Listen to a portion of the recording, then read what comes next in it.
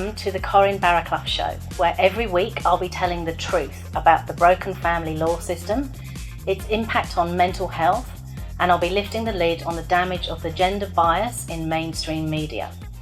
I'll be bringing news stories to your attention each week, and I'll be having some great guests on, experts in all sorts of things, from child support to parental alienation. I'll be speaking to brave psychologists from around the world who are infuriating the left feminist narrative by telling the truth about domestic violence. And really importantly, I'll be telling your stories. I'll be sharing messages from my inbox and speaking up for you about all the crap that's going on in family law. First, I want to say a few things about Amber Heard. So Johnny Depp, who's 57, is suing UK newspaper, The Sun's publisher, News Group Newspapers, and its executive editor, Dan Wootton, over a 2018 article which labelled Depp a wife-beater. Like deadbeat dad, wife-beater has become a term thrown around in mainstream media, and you'll hear me talking a lot about this whole narrative. So this trial has been going on for 3 weeks in London. Johnny spent about 20 hours giving evidence, and the judgment is expected in September. It's been explosive, fascinating, and it's just wrapped up. A lot of evidence has been presented, a lot's been said, and several high-profile witnesses have given evidence, including some of Johnny's exes, including Winona Ryder. Cast your mind back, you'll remember that Johnny and Amber met in 2009 on the set of The Rum Diary. They married in 2015 in a small private ceremony, but Amber filed for divorce just 1 year later, accusing him of domestic abuse. Amber successfully secured a temporary restraining order against him and, down the track, a $7 million settlement which she donated to charity. In the final week of the trial, Johnny Depp said that Amber Heard's claims he'd abused her turned him from, and this is his quote, Cinderella to Quasimodo in the public eye. In my opinion, this so-called transformation was only possible because of the relentless anti-men narrative which is spewed out by mainstream media all around the globe. Look at the fierce feminists who were quick to rally round Amber. Several high-profile British feminists swooped into her side in London.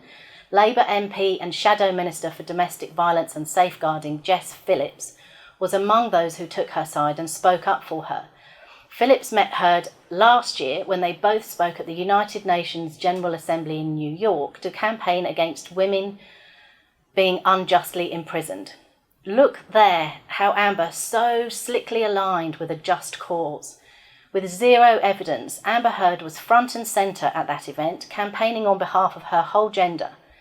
Jess Phillips said that she worried some of the recent Depp trial had focused too much on Amber. She actually said that some of the analysis of Amber's character is, quote, dangerous. That is, in my opinion, because this whole narrative, this whole anti-male empire, which is worth billions of dollars around the world, relies on the myth that men are evil perpetrators and women are innocent victims. They don't want that to be questioned. They don't want women like Amber Heard questioned. With all of that funding at stake, of course it's seen as dangerous when Amber's character is held under scrutiny. This fierce feminist empire relies on women not being held accountable. It hinges on women being held to entirely different standards to men. And so, in the same way that the left breathed fire in Australia when it was announced that Pauline Hanson would be part of the family law inquiry here, we see left feminists using words like dangerous to describe the very necessary, clear and legal analysis of Amber's character. It is dangerous for Hanson to be part of the family law inquiry because she does not conform to the narrative that women are always innocent victims. And it is equally dangerous for Amber Heard's character to be examined because the great fear is that it will be exposed that women are just as human, just as fallible, just as capable of evil and violence as men. Now, my very first guest is Barry Williams. Barry's the president of Lone Fathers in Canberra and has been a wonderful, active advocate for fathers over 47 years. Back in the 1980s, the Family Court of Australia attacks were a series of shootings and bombings in New South Wales. In 1984, Pearl Watson, wife of Judge Ray Watson, was killed by a bomb blast outside the family's home. Barry Williams endured a trial by media when a series of articles was published suggesting he was responsible. He was not. In 2015, Leonard John Warwick was arrested and charged. Police reopened their investigation in 2012 and used technology that had not been available at the time of the crimes. On the 23rd of July this year, Warwick, a former firefighter, was found guilty of the family court murders. So, Barry, thank you so much for coming on. I wanted to obviously talk to you about a few things, but really starting with Leonard John Warwick, and to take you back to the 1980s. Can you tell me what the media said about you back then? Well, the media said that someone rang them and told them that myself and the organisation named Fathers Association, which was in its early years then, takes responsibility for blowing up the family court. They stated that the media took over then in the city media, and they stated that I hired a killer to come in from Melbourne, paid him $6,000 to do the job, and then had him on an aeroplane within an hour out back to Melbourne. Wow. And I was horrified. I actually contacted the Canberra media who first said on one of the radio stations and asked them what the hell was going on. Why didn't they contact me first? They knew I wasn't a person like that, but they were the ones that started here, and then the media took over from Sydney. And then it went into magazines. I've got magazines with it on, and that. And I went up to Brisbane to open up one of my branches. It was the early days when I was opening branches all around Australia. Yes. That was one of the 19 of them. And I was on today, asked to go on Today Tonight show, and I was talking, and all of a sudden the person running it said, I'm going to ask you a very serious question. And I looked at him and he said, is it true that you and your organisation are responsible for the death of Mrs. Pearl Watson, and you made a bomb and blew up the family court? And I lost the block on a show and said, you can't be so damn stupid. And I wouldn't even be capable of making a bomb or this and that, you know. It just went on and on and on. And my kids were told at school, because the media got out, it was all over the place, and my kids were told that I was a killer and I shouldn't be living with them, I should go and live with their mother, and then they could go and live with their mother and all this sort of thing. But we got through it. So you had custody of your children at that time, is that right? Yes, well the story goes, I got out of the army and we shifted from Sydney back to Queensland, where I come from. Yep. And then when we come back down here, for some reason or other, we shifted back to Canberra, and my wife left us and we left just with the children.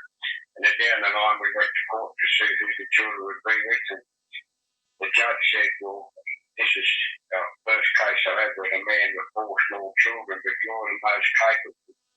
So the children will go with you, but you have to make sure you let your partner, your ex-wife, have time with the children. So I used to do that. I made sure she always got to see. I'd never deny my children to be able to be in touch with their mother.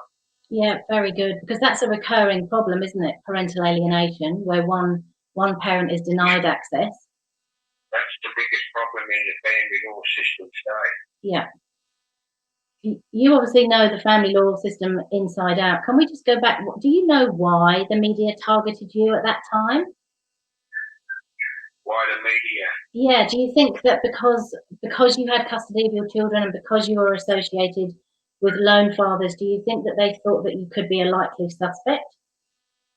Well, I did actually think that, but I didn't let it get to me because I knew my ex-partner, because I kept in touch with her. Yeah.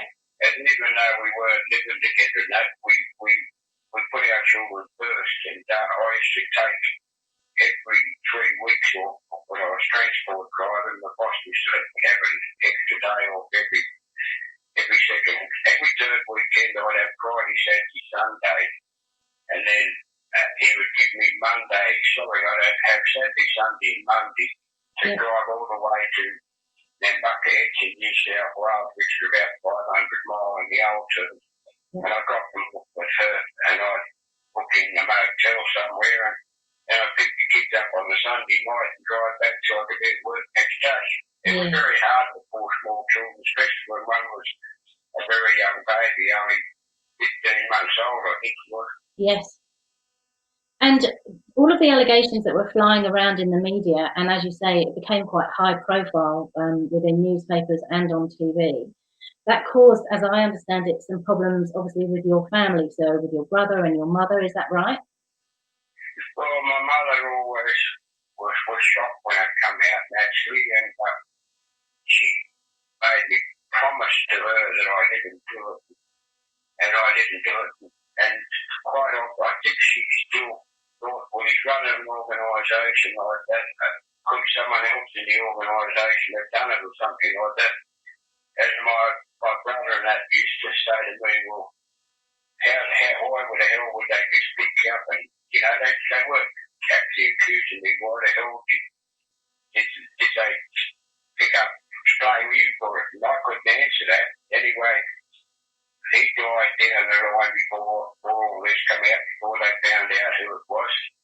And even the police, when it happened, the police came out 2-3 days later, not the same day. They didn't contact me. And they said to me, we know you didn't do it. We don't believe you could be capable of doing it. And he said, we have been told that someone that has left the company now, and his name's called, what would they say his name was? Samuel or something like that. He's already got out the country. Mm-hmm. And the police were very good, you know, but still, I was running a conference not long after that in Parliament House, and we got a phone call there in front of the conference, so saying that don't take notice to him, he's a killer, he killed family court judge and stuff like that, you know. Wow. It didn't help things. I was torn between whether I should keep going or just close the organisation down and that, but we had a meeting and then all the branches said, no, we're right behind you, we're going to keep going. So here we are still going 47 years later. I know, you're amazing. Absolutely incredible effort. Well, I think I had a few screws missing to carry on. Yeah. Is it right that your children... It still hurts. It's part of my life I would like to never have. Yeah. I've always been an honest and sincere person. Yes. And your children were bullied at school about it too, weren't they? Well, my daughter was, and my youngest son and my middle son was all said to her, your father's a so-and-so, you know, and this and that. It gets around with kids, you know what kids are like. They get around, they start talking, they hear their family talking at home and stuff like that. Yes. But the people in my street here in Everett were very passionate and right behind me. Yep. And I had a friend who lives up in the same street as me, and he was next police commander. And he said to me, just don't say nothing and just look after your children. Everyone knows you wouldn't have done it, you know.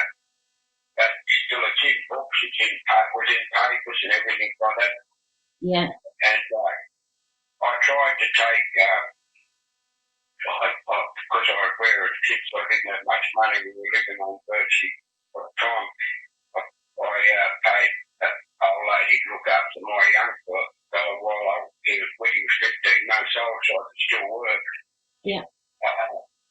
I didn't have much money to fight the case, and I couldn't get. I contacted the Attorney General's Department and asked them would they give me money in a public interest case, but that failed and stuff like that, you know. So I just want to fight and get the record straight. Yes. Well, exactly. You've paid a very heavy price, haven't you, for speaking up for fathers over the years? Well, I think it changed my character a bit. I think just speaking to the fathers and that, and lots of mothers too, we don't only speak to fathers, we don't discriminate. But these people, when relationship breaks down, most people get very big problems in their head and stuff like that, psychological problems and mental health problems and stuff like that, and they can't think straight. Yeah. And I've dealt with a lot of suicides over my period of time, and attempted suicides, actually. Thankfully, I haven't lost any yet. Well, I wanted to ask you specifically about that, and obviously we won't talk about names or specifics, but No. But just generally, what can you talk to me? What can you tell me about over the years what you've seen in your office, fathers in crisis? What's stuck in your mind? Well, you see it in my office, and you see it on the phone. People crying and carrying on. Some people haven't seen their kids for up to 8 years. The system the family court system is so broken that they can't enforce access, and when they do try to get forced access, it can go on for years at a terrible cost. They run out of money, and they feel what's left for me, you know. Yes. So their mental health is really bad. One person, I won't mention his name, he lit little fires around his house, and someone rang me. I raced over there. It's only 2 suburbs from me, and he had what they call Molotov cocktails already around there. He was going to light them before he went to sleep. I went over there, and his door was open. His door was shut, but he had a window open, and I knew this man. I climbed through the window, and I sat on his lounge all night, waited till he woke up next morning. And then I give him addresses down, and what I needed to do was twice. He was really had been drinking heavy, and that I think he just fell asleep and didn't wake up. So thank goodness he was still alive, you know. Thank goodness. But that's human beings in pain, isn't it? You know, you must see a lot of that. Yeah. The other one was out of the place called Murray Bateman, and I got a call from an ex-retired policeman many years ago. When I first started an ex-policeman, and asked whether I go out and talk to this man. Well, I pulled up outside his house, and I walked in and I got the shock of my life. He opened the door with a shotgun in his hand. Wow. And I said, hey, mate, I said, look, come try and help you, you know, try and help what I can do with that. He put the gun down, and then, so we talked, and he's still going, but it was just scared, I can tell you. I can imagine. So lots of that work, I guess, kind of starts to verge into suicide prevention and mental health frontline work, isn't it? It's very frontline. Yeah, it is. I went and did a course on mental health the first day. Yeah. And I did probably a dozen courses in suicide prevention with Pipeline and all those people. Yeah. And they're great things. You learn a lot, and you learn how to approach and talk to people and stuff like that. Yes. I'm so proud that I ever did those courses, because it helps me. It's very hard trying to talk to people. You're still there? Yes. Yeah. I'm listening. Sorry, I thought them too. It's very hard to talk to people because you can turn them over the edge by just what that. You've got to be very careful what you say when you're talking to people in that situation.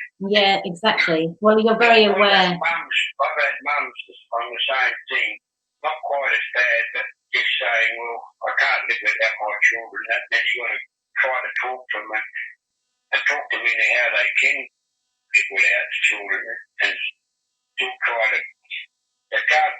A lot of them are so upset because they haven't got the money to pay what it costs for litigation, and these days litigation and that, and it's so damn dear and costly. It's just absolutely criminal the way the courts and the system is. How much money have you heard of people spending trapped in family court? Well, yes, last week one bloke was telling me he's up to $140,000 now, and I know another pater lives not many streets away from me, and he's had lost his whole house, had to sell his house to pay the lawyers. It can cost up to $14,000 a day just to go to court. Yeah. And then it'll get deferred to another time, and then another time, and another time. And lots of because there's no perjury in their court. where they can punish people too. People just go in and make up lies and both sides. And I'm not saying it's only men that get the bad deal. There's both sides they lie. Yeah. And they bring themselves undone, and it's at a terrible cost, you know. Do you think it's getting worse? Like, you've obviously worked in this space for many, many years. Do you think that family law and family court is getting worse and more out of control? Well, I think it's worse now. Now there is an inquiry going on to it, but how much they're going to allow that inquiry to change, it's all about the mighty dollar. Yeah. The mighty dollar, when I went to a conference at the Gold Coast, I think it was, where they showed it was just on $34 billion a year it cost through the courts and stuff like that. Yeah. The lawyers and stuff like that. No one's got that sort of money. And I know hundreds of people who are just completely bankrupt because it costs them all to go to court to try just to see their kids. And Australia is our system is wrong and illegal because we are under the paramount rights to the child, which means the child has a right to have contact with both its parents and extended families all the time. Yes. There is many cases where there is violence, terrible violence, and that can't happen, but there should be some way still that the children are allowed to their rights to be able to either see the parent or talk to the parent on them over the phone. And that many of them won't even let the kids talk to only their father and their grandmothers over the phone. Yeah. Yeah, you would see extended family too, so grandparents and other members of the family who missed their grandchildren. Yeah, well, back in the early years, we had not a demonstration, a camp outside the Parliament House too, when the Trojan horses were out there with Joe Bryant trying to get some stuff. Well, we went along there and we wanted to get grandparents' rights, and we were there for 6 weeks, and we had to leave because you wasn't allowed to put any structures up there. And I got coach hire service to drop a big office a building there for me at 4 o'clock in the morning. The security guards come racing out of the Parliament House saying, "What are you doing? What are you doing? You can't do that. You can't put that there." I said, "I can because it's not on the parliamentary triangle. It's not under Canberra. And Canberra, the minister in Canberra at the time had always gave me permission to put it there." So we were there for 8 weeks with another lady, another grandmother. She was trying to get grandmother's rights, and she came and asked us could she camp there or could she work from there. So I took her in and introduced her to some of the politicians from the lobbyists, and we didn't get full grandparents' rights, but a lot of more grandparents started to get rights to see their children. Yes. And Barry, just one final thing. I can't let you go without talking just a little bit about child support, because I know you've been heavily involved in this for a very long time. Where do you think the system's going wrong? Well, I was so proud to be asked to help design the child support scheme way back in the early years, and I was all for child support because I belong to 2 organisations, Parents Without Fathers and Lone Fathers. We're brother and sister branch, and that's why we don't discriminate, because we've got virtually 50-50 with women and men membership. And I see many mums, single mums in them days, suffering and trying to rear their children, and they were getting no child support or no help from the other side. Yeah, it wasn't only that, it was when fathers had the kids too and the mother was working and wasn't paying child support. And I worked in it hard. We went all around Australia. I convinced the government to set up a national structure with all people like Centrelink, us, women's groups and that went for years and years, and then they pulled a couple of years ago, they took it down and we didn't have it no more. In them days we could talk on behalf of the client problems, and I could ring up many times, even the manager of the child support scheme of Australia. I could go out to Woden with a person's case, and he'd put it up on a wall, and we'd look at it and try to work out who was right, the child support agency or the client. And most times, I've got to say, 7 out of 10 times the child support agency was right, but there was those 3% where they were wrong, and we could fix it. Well, John Lloyd also made sure I had numbers so people could ring in and they could send an email to the child support agency saying I give Barry Williams the rights to talk on my behalf because I don't understand the legislation. Yeah, because it's complicated. That all went now. We've got no numbers. They just stopped all that. Wouldn't give us any numbers. I've screened the child support agencies at times. They won't talk to you about a person's case. And they just treat the people like a staff mate. The staff mate, you're wrong, I'm right. You just have to bear it, stuff like that. Yes. If people are complaining that they're told that they're just budgets, they don't want to look after their children, help the children.